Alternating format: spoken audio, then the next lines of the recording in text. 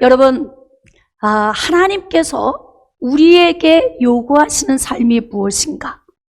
그 삶을 우리가 삶에 잘 적용을 하기만 한다면 우리는 굉장히 형통한 삶을 누릴 수가 있습니다. 그래서 오늘은 죽음보다 더 큰 고통이라는 제목으로 함께 은혜를 나누고자 합니다.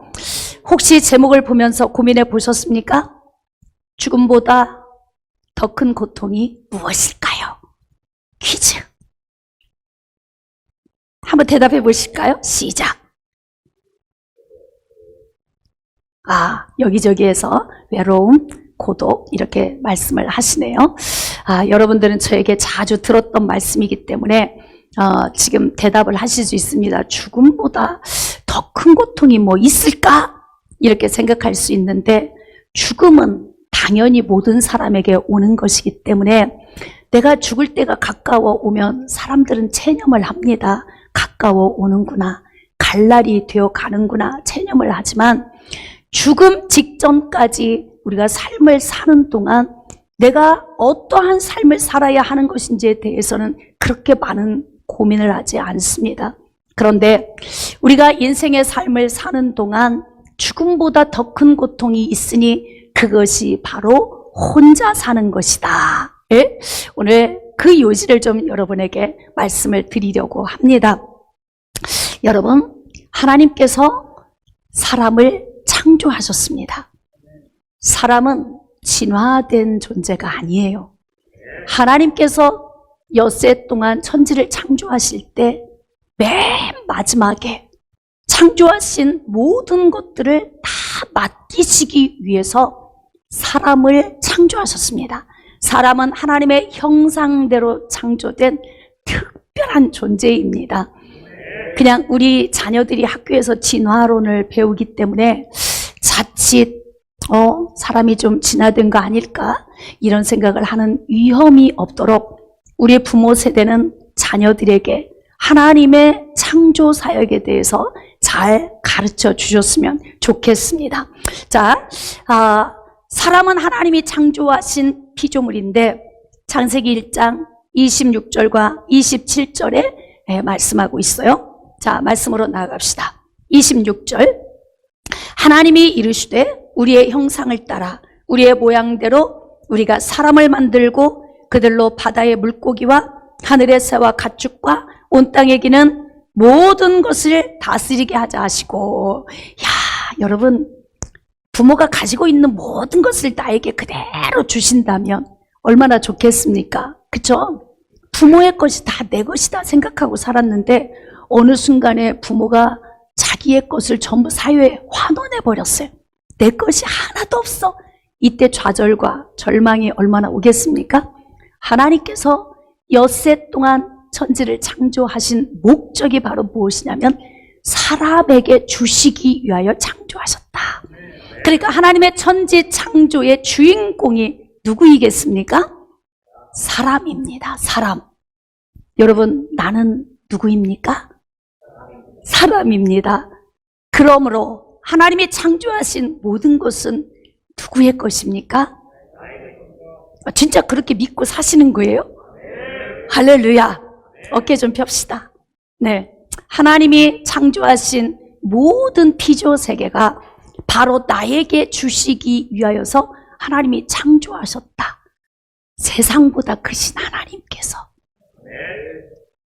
분토만도 못한 나를 위하여 모든 것을 창조하시고 우리에게 전부 주시면서 네가 다스려라.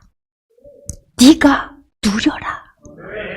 원래는 내 것인데 내가 너에게 다 위임해서 주었다.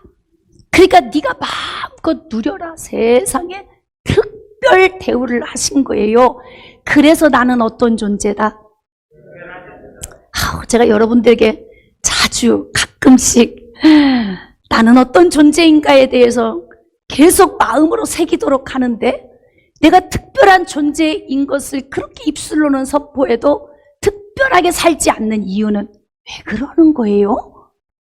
내가 특별한 존재이면 나는 어떻게 살아야 된다? 그럼요. 평범하게 살면 안 됩니다. 특별하게 살아야 됩니다. 우울하게 살아서도 안 됩니다. 후퇴하며 살아서도 안 됩니다. 부정적으로 살아서도 안 됩니다. 거짓되게 살아서도 안 됩니다. 남을 나보다 낮게 여기는 삶을 살아야 합니다. 예수님 닮은 삶을 살아야 하는 것입니다. 할렐루야. 왜 그렇습니까? 이유가 무엇입니까? 시작. 내가 특별한 존재이기 때문에, 내가 특별한 존재이기 때문에 우리가 특별한 삶을 살아야 하는 것은 영적 원리로 당연한 것입니다. 비굴하게 사지 맙시다. 멋지게 삽시다. 특별한 존재로서의 멋있는 삶을 하나님께 살아 올려드리기를 주님의 이름으로 축복합니다.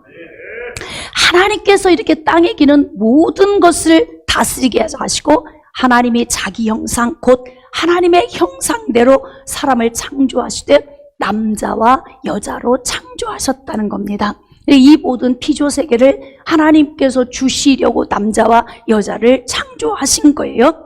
자, 하나님이 사람을 창조하시고 피조된 사람에게 창조된 세계에 대한 위임 명령을 내리셨습니다. 귀가 닳도록 들은 말씀이지만 오늘 한 번 더 마음에 새기고 이 말씀을 어떻게 적용하며 살아야 하는지에 대해서 다시 한번 고심할 수 있기를 원합니다. 그리스도인이 성숙되지 않는다면 무엇이 문제인가? 성품의 변화가 안 되면 왜 그러는가?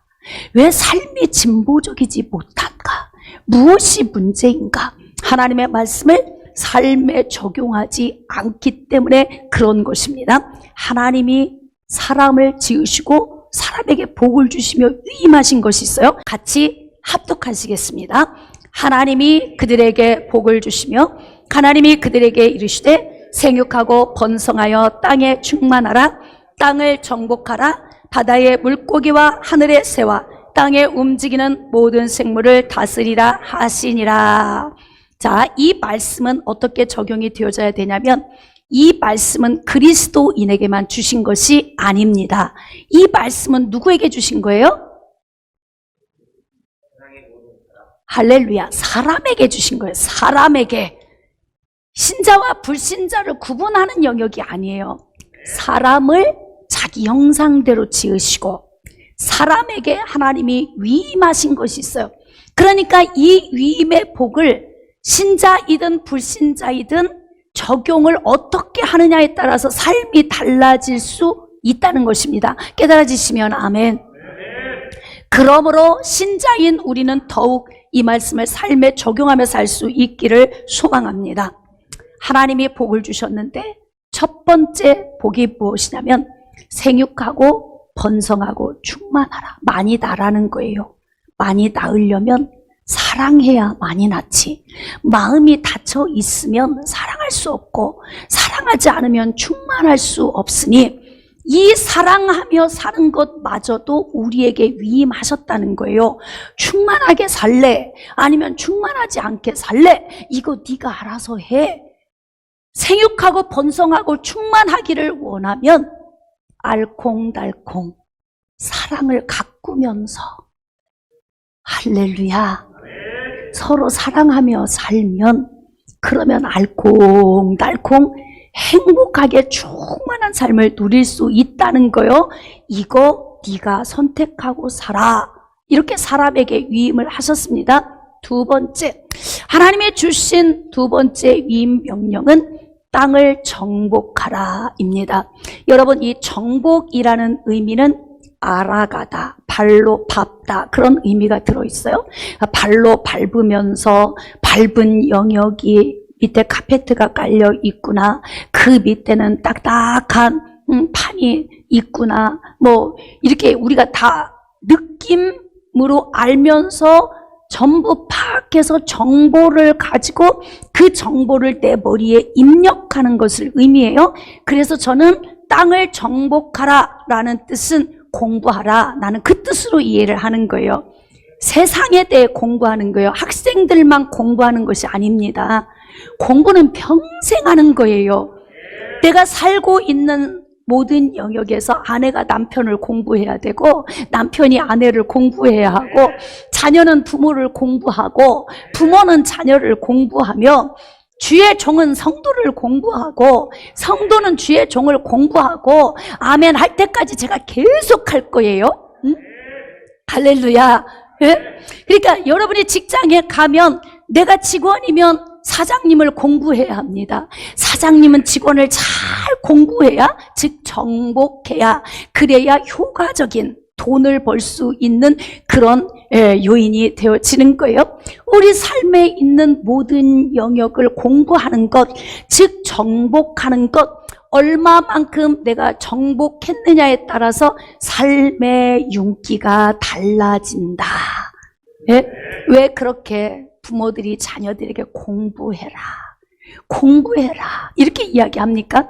내가 많이 지식을 쌓아놓은 만큼 내가 갈 수 있는 영역이 넓어지고 내가 좋은 기술을 많이 가지고 있는 만큼 나를 찾는 사람이 많아지게 되니까 먹고 사는 것도 훨씬 쉬워진다. 공부는 왜 하는 거예요?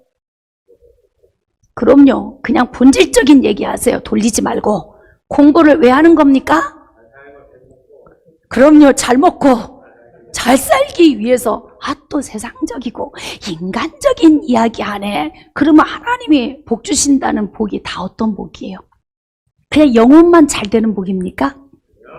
하나님이 주시길 원하시는 건 영혼이 잘 되고 범사에 잘 되고 강건한 복이 가문 자손 대대로 임하는 것. 할렐루야. 그러니까 우리가 어떻게 하면 복을 받아 누릴 수 있는지를 여러분이 잘 아셔야 돼요. 그래서 많은 시간을 투자해서 열심히 노력하는 것. 제가 우리 청년들, 자녀들에게 자격증도 많이 취득을 해놓아라. 이것 아니면 저것, 저것 아니면 이것, 이렇게 어느 곳에 서서라도 나의 인생의 위기를 극복할 수 있는 준비를 해놓으면 걱정할 일 없다. 이거 그냥 귀 흘려 듣지 말고 귀 담아 들으세요. 주양 목사님 이야기가 아니고 오늘 하나님께서 땅을 정복하라. 그게 그 말씀인 거예요. 깨달아지시면 아멘. 그래서 성실하고 부지런하게 사는 것 아주 중요합니다. 여러분 잠언 전도서 말씀 보면은 막 게으른 자는 먹을 것이 없다. 어느 정도로 게으른 사람도 있냐면 밥그릇에 손을 넣는데 올리기 싫어서 입에 못 넣는 사람. 그렇게 게으른 사람도 있다는 거예요. 그런 사람이 누구를 다스릴 수 있겠습니까? 윤기나게 살 수 있겠습니까? 아니에요. 그래서 계미를 보고 배워라. 열심히 일하고 성실히 살아라. 이건 세상적인 이야기가 아니고 성경이 우리에게 요구하시는 것입니다. 그래서 우리에게 이 맛은 땅을 정복하는 것을 많이 정복할수록 우리의 삶이 윤택해질 수 있다는 거예요. 세 번째, 땅에 있는 모든 생물들을 다스리라. 다시 말하면 우리가 밟은 영역, 정복한 영역, 공부한 영역을 삶에 적용해서 잘 먹고 잘 살아라. 지금 그 의미인 거예요. 누구에게 주신 명령입니까? 나에게. 나는 누구입니까? 사람입니다. 할렐루야. 그러니까 여러분이 성경을 읽으실 때는 이 원리적으로 잘 이게 엮어져야 돼요. 나는 사람입니다. 하나님이 주신 말씀은 사람에게 주신 겁니다. 그러니까 우리 모든 사람에게 다 적용이 되는 거예요. 불신자들이 우리보다 훨씬 더 나은 삶을 살 수도 있어요. 나는 예수 믿는데 아주 그냥 초췌하게 안 믿는 사람보다 더 초라하게 살 수도 있어요. 왜? 이유는 무엇입니까? 위임 명령을 어떻게 적용하며 살았느냐 여부에 따라서 달라지기 때문에 그렇습니다. 이 영역은 우리의 선택권 안에 주어진 하나님의 위임 명령입니다. 우리가 선택할 수 없는 영역의 것들은 하나님이 하시는 것입니다. 깨달아지시면 아멘. 하나님께서 사람을 지으셨는데 이 사람을 어떻게 지었냐면 탁월하게 지으셨다. 한번 선포합시다. 나는 탁월한 존재입니다. 왜 탁월한지 한번 봅시다. 자, 본문 말씀 창세기 2장 19절 이하의 말씀입니다. 여호와 하나님이 흙으로 각종 들짐승과 공중의 각종 새를 지으시고 아담이 무엇이라고 부르나, 여기에서 두 가지 의미를 우리가 발견할 수 있어요. 무엇. 저게 뭐지? 저게 뭐야? 자, 이 의미 속에 뭐가 들어있어요? 하나님이 창조하신 사람 안에 뭘 넣어주신 거예요? 생각할 수 있는 걸 넣어주셨다는 거예요. 저게 뭐지? 저 걸어다니는 건 뭐야? 봄이면 꽃이 피는데 저 꽃은 무슨 꽃이야? 라고 생각할 수 있는 영역을 하나님의 형상대로 지으신 사람 안에 넣어주셨다는 거예요. 사람에게만 있는 특별한 것입니다. 그리고 무엇이라고 이제 부르나. 근데 이 부른다는 것은 입으로 말을 할 수 있다는 거죠. 생각하고 생각한 것을 말하고 사람만이 할 수 있는 거예요. 이 땅에 하나님이 창조하신 모든 피조세계 가운데 생각하고 말할 수 있는 존재는 사람밖에 없습니다. 탁월하죠? 나는 무엇입니까? 사람입니다. 나는 탁월합니다. 한번 외칩시다. 나는 사람입니다. 나는 탁월합니다. 시작.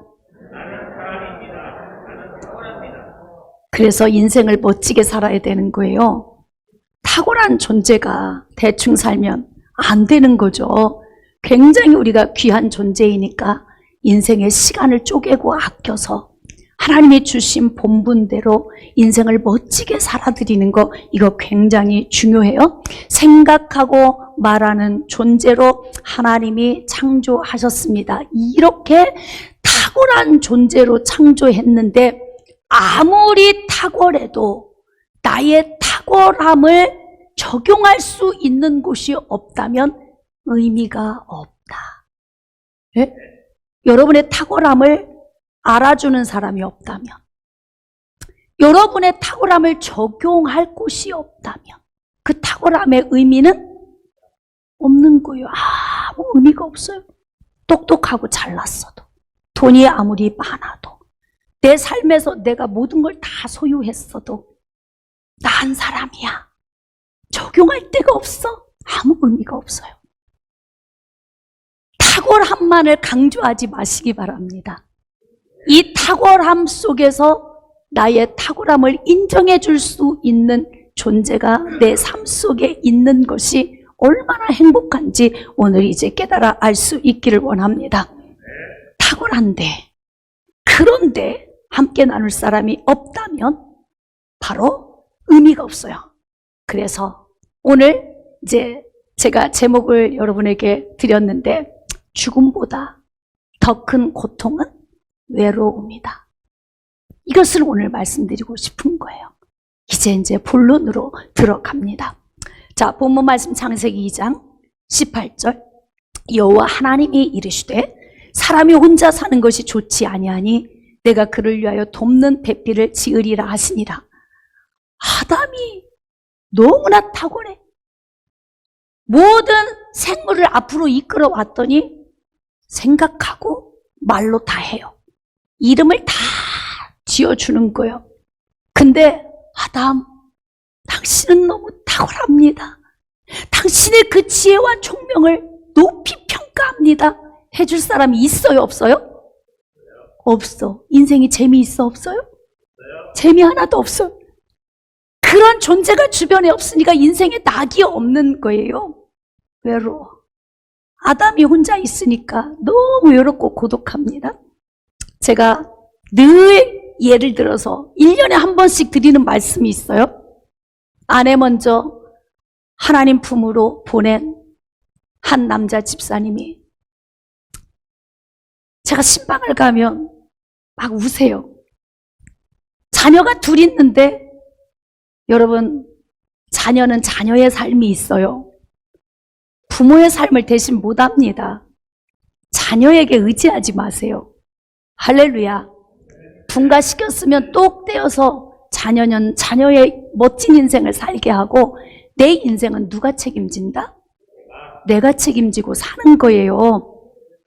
자녀들 둘 결혼을 했는데 자녀들이 멀리 있어요. 그러니까 있으나 마나 늘 혼자 있는 거예요. 그러니까 아내를 따라갈 수도 없고 내 의지대로 될 수 있는 것도 아니니까 그 집사님이 뭐라고 이야기를 하냐면, 목사님, 죽음보다 더 고통스러운 것이 외로움이에요. 저는 그 이야기가 항상 맴돌아.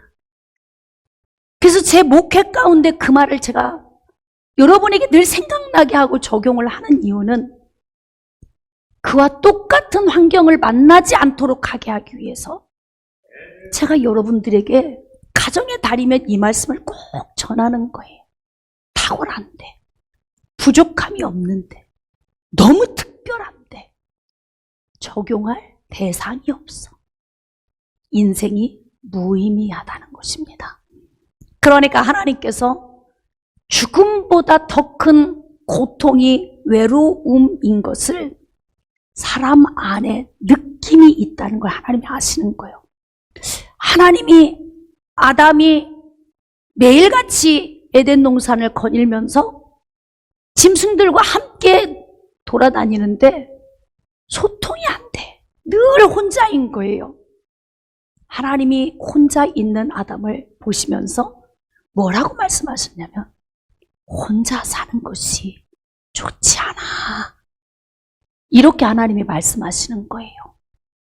여러분, 자꾸 혼자 살려고 하지 마세요. 내 주변에는 가정을 넘어선 더 큰 가정, 많은 주변에 사람이 있어요. 어느 집에서 낳은 딸이 내 며느리가 될지, 내 아내가 될지 알 수 없어요. 넓은 의미로 사회는 큰 가정이죠. 누가 낳은 아들이 내 사위가 될지, 아니면 그 아들들이 내 영역에서 어떠한 영향력을 끼치게 될지, 누가 낳은 어떤 엄마의 아들이 내 남편이 될지 우리는 알 수 없어요.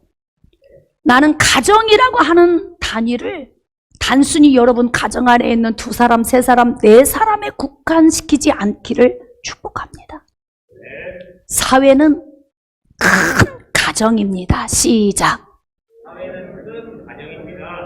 오늘 여러분의 개념을 좀 다시 바꾸시고 어떻게 사람과의 관계를 하면서 외롭고 고독하지 않는 삶을 살아야 할 것인가에 대한 고민을 제가 여러분에게 하게 하고 싶은 거예요.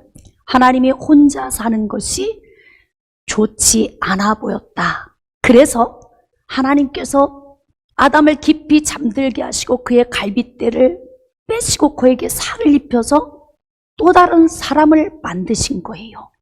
그 또 다른 사람을 만드시고 아담에게로 이끌어 오셨습니다. 생각할 수 있고 말할 수 있는 또 다른 사람. 하나님께서 아담에게 주신 최고의 선물입니다. 한번 외칩시다. 또 다른 사람은 나에게 주신 최고의 선물입니다. 시작. 또 다른 사람은 나에게 주신 최고의 선물입니다. 지금 여러분 주변에 있는 사람들이 나 이외에 또 다른 사람이에요. 여러분 주변에 있는 분들이 여러분에게 최고의 선물입니다. 귀하죠? 소중합니까? 비난하면 안 되겠죠? 관계가 멀어지게 살면 안 되겠죠? 그러니까 우리가 사람과의 관계성 속에서 어떻게 처세를 하고 살아야 하는지에 대해서 오늘 우리가 같이 고민해야 합니다. 갈빗대를 취해서 또 다른 사람을 만들어 오셨어요. 같은 생각을 하니까 마음이 소통이 되죠. 말을 하니까 대화를 하면서 외로움을 달랠 수가 있지요.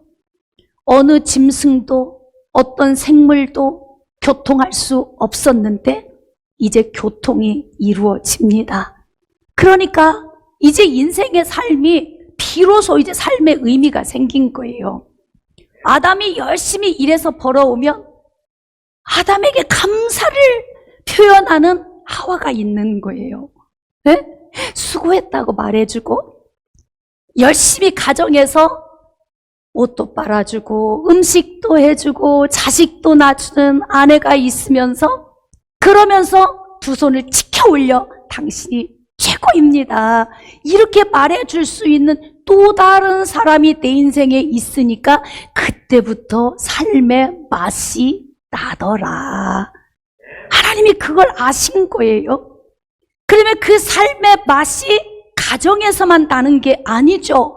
어디에서 나느냐? 사람과 사람의 교류가 이루어지는 곳에서는 그 맛이 나요. 사장님 멋지십니다.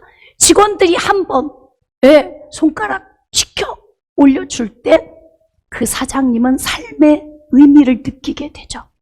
사장님의 직원들을 향해서 당신이 내 직원인 것이 난 너무 감사하다.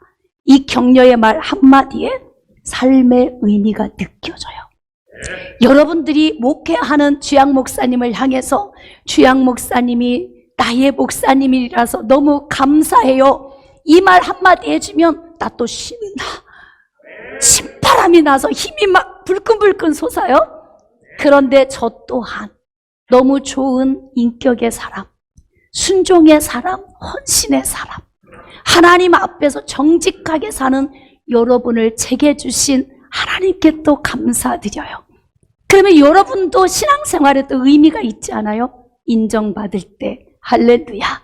그렇게 인정받는 누군가에게 인정받는 그런 존재가 우리 곁에 있는 것, 그것이 바로 내 인생에 하나님이 주신 최고의 선물이다.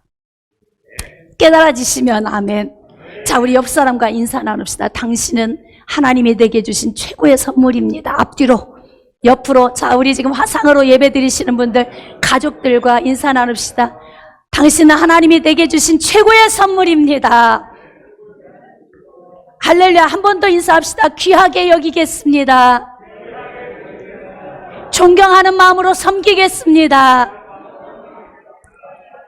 할렐루야. 그렇게 하실 줄 믿습니다. 사회는 큰 가정이에요. 우리는 서로 모르는 영역에 살다가 하나님이 부부가 되게 하셨고, 같이 신앙생활하는 교우가 되게 하셨고, 직장 안에서 함께 일하는 직장 동료가 되게 하셨고, 학교에서 함께 공부하는 학우가 되게 하셨습니다. 그러므로 우리는 큰 가정의 단위 안에서 오늘 이 말씀이 적용될 수 있기를 원합니다. 사람을 증오하지 마십시오. 사람을 사랑하십시오. 내 이웃을 내 몸과 같이 사랑하라. 그러니까 위로는 하나님을 사랑하고 아래로는 이웃을 사랑하는 이 말씀이 바로 오늘 우리가 적용해야 하는 삶이에요. 죽음보다 더 큰 고통은 외로움입니다.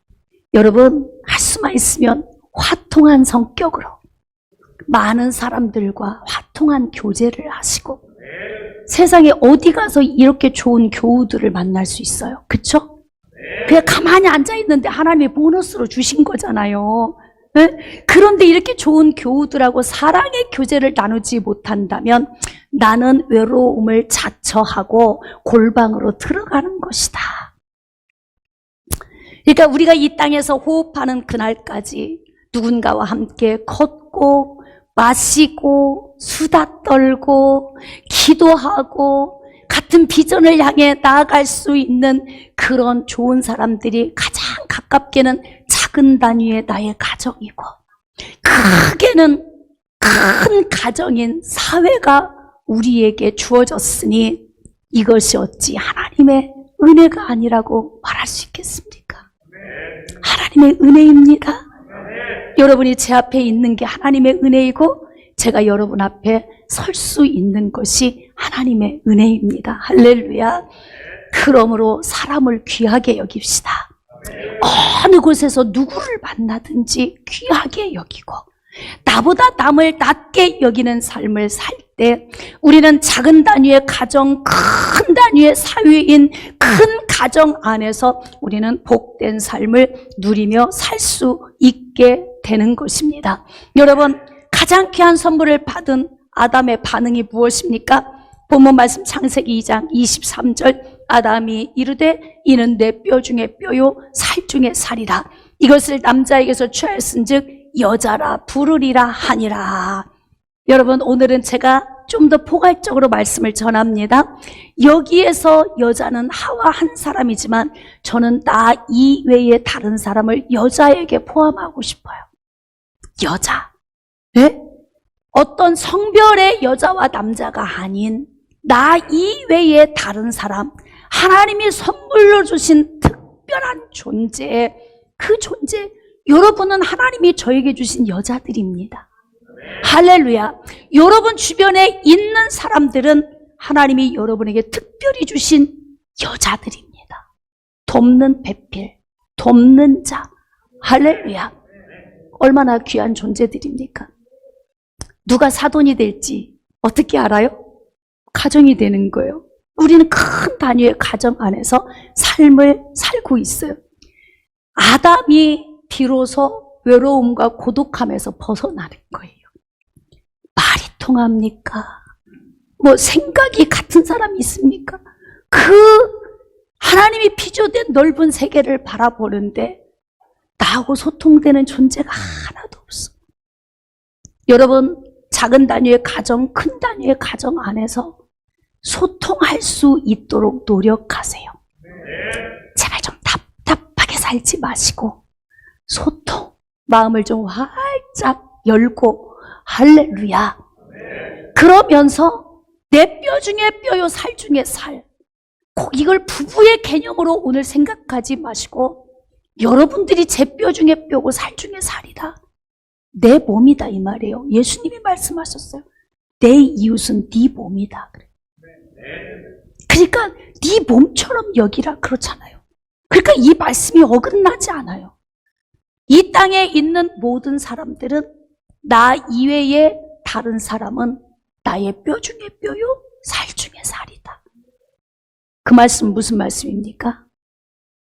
당신은 나이고 내가 곧 당신입니다. 그만큼 귀하게 여기며 살라는 거지요. 이게 하나님이 우리에게 요구하시는 거예요. 아담이 너무 신바람 났죠? 손을 쥐켜 세우며 아담 최고, 당신을 사랑합니다. 또 아담도 말할 수 있어요. 이제는 당신이 나의 뼈 중에 뼈고 살 중에 살입니다. 의미가 있네, 인생에. 내 마음을 표현할 수 있는, 내 생각을 말할 수 있는 그런 존재가 있어요. 자녀들을 보면서 얘들아, 엄마가, 아빠가 너를 사랑한다. 또 그냥 둘째 놈이 일부 예배 끝나니까 또 목양실로 쪼르륵 오더니 엄마, 제가 눈에 넣어도 안 아파요? 와서 또 물어봐. 안 아프지 그럼. 안 아프지? 예? 제가 설교를 하면 궁금해해. 눈에 넣어도 진짜 내가 안 아플까? 그럼 그만큼 부모는 자식을 사랑하는 거잖아요. 그러니까 뼈 중에 뼈요 살 중에 살은 자식 또한 내 뼈 중에 뼈요 살 중에 살이고 부모님도 또한 내 뼈 중에 뼈요 살 중에 살입니다. 부부만을 뼈 중에 뼈요 살 중에 살로 생각한다면 우린 허무할 거예요. 소통이 안 되면 어떡해. 거기서 단절되고 불행하잖아요. 그래서 할 수만 있으면 많은 사람들과 소통하며 살 수 있도록 하는 게 지혜롭다. 죽음보다 더 큰 고통은 외로움입니다. 시작. 하나님도 그걸 아시는 거예요. 혼자 사는 것이 좋지 않아 보였다. 하나님이 이렇게 말씀하셨습니다. 그러므로 이제 우리는 어떠한 삶을 살아야 되겠습니까? 여러분, 창세기 2장 24절, 이러므로 남자가 부모를 떠나 그의 아내와 합하여 둘이 한 몸을 이룰지니라. 여러분, 우리의 사랑의 대상은 한 몸을 이루는 거예요. 한 마음을 가지는 것입니다. 다시 말하면 내 편을 만드는 거예요. 부부가 한 몸을 이루고 한 마음을 가지는 것처럼 넓은 의미의 모든 아담과 하와들은 우리 삶의 영역에서 어떠한 삶을 살아야 하냐면 한 마음을 이루고 살아야 한다. 특히 그리스도 안에서 구원받은 우리들은 어떤 마음으로 가야 되느냐? 한 마음으로 같은 사랑을 가지고, 할렐루야, 한 목적지를 향해서 걸어가는 거예요. 이렇게 연합하는 것이 그만큼 중요하다는 것입니다. 이제 2022년 5월 가정의 달을 우리가 맞이해서 여러분, 작은 가정의 단위만 우리가 늘 뒤돌아봤는데 올해 가정의 달 설교는 사회적인 가정의 영역을 제가 여러분에게 좀 증거하려고 합니다. 사랑하는 여러분, 이렇게 우리의 삶 속에서 나와 연합된 마음을 나눌 수 있는 그러한 대상들을 많이 내 삶에 두고 마음을 함께 연합해서 나누면서 가는 것이 혼자 살지 않는 거예요. 혼자 살면 외롭고 고독합니다. 외롭고 고독하면 죽는 것보다 더 힘든 일이에요. 그러므로 저는 여러분들이 좀 더 복된 삶으로 나아갈 수 있기를 원합니다. 여러분, 하나님께서 우리에게 주신 특별한 선물, 바로 하와들입니다. 하와들. 여러분은 저의 하와입니다. 여러분의 하와는 바로 저입니다. 오늘 이 시간 여러분이 직장에 가면 여러분의 하와 아담들이 같이 어우러져 사는데 여러분이 그들에 대한 소중함을 잃어버리는 순간 고독에 빠지게 될 것입니다. 그래서 사회성을 기르세요. 할렐루야. 은둔 생활하듯이 살지 말고 여러분이 인생의 삶의 주위에 있는 사람들을 소중하게 여기면서 하나님이 주신 이 특별한 선물들을 귀하게 여기고 관리하고 잘 사랑으로 보듬어 안을 때 누구에게 유익이다? 그럼요. 성경 말씀은 누구에게 유익을 주시는 것이다? 나에게 유익을 주는 거예요. 말씀을 좀 정리하도록 하겠습니다. 죽음보다 더 큰 고통은 혼자 사는 것입니다. 사랑하는 여러분, 큰 가정인 사회의 단위에 우리가 만나는 모든 하와들, 아담들, 이러한 교제 가운데서 서로 소통할 수 있는, 마음을 나눌 수 있는 좋은 사람들을 많이 확보해 두는 것이 여러분의 삶 속에 혼자 살지 않고 어우러져 살면서 외롭고 고독하지 않고 하나님이 주신 위임의 복을 적용하며 행복하게 사는 비결입니다. 저는 여러분들이 노년에 이르기까지, 백발이 되기까지 하나님 품 안에서 하나님이 주시는 말씀을 적용하면서 우리에게 주신 선물들을 통해서 누림의 복을 행복하게 누리며 사는 은혜가 있으시기를 주님의 이름으로 축복합니다.